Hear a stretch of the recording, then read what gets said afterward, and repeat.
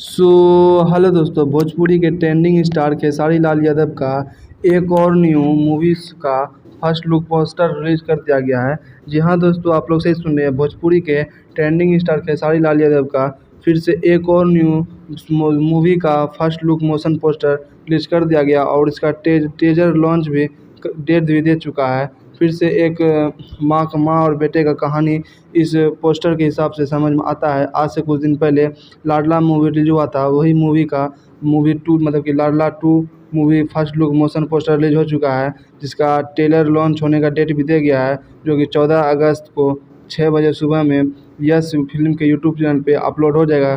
जिस मूवी का नाम रखा गया है लाडला 2।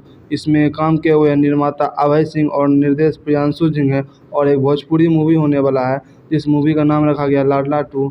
और एक बहुत बेहतरीन मूवी है, क्योंकि आज से कुछ दिन पहले हमारे खेसारी लाल यादव एक लाडला मूवी निकला, जो कि माँ और बेटे के पे आधारित मूवी था। ये भी मूवी हर बेटे के लिए होगी और ये मूवी आप लोग बहुत ही हर एक इंसान को देखना चाहिए, क्योंकि हर ये एक माँ और बेटे के हिसाब से कहानी लिया गया है, मूवी में दिया गया है, जिस मूवी का नाम रखा गया लाडला 2। तो जाइए आप लोग इसका ट्रेलर देखिए 14 अगस्त को, और फिर से मिलते हैं हम एक और नई वीडियो के साथ। तब तक के लिए बाय।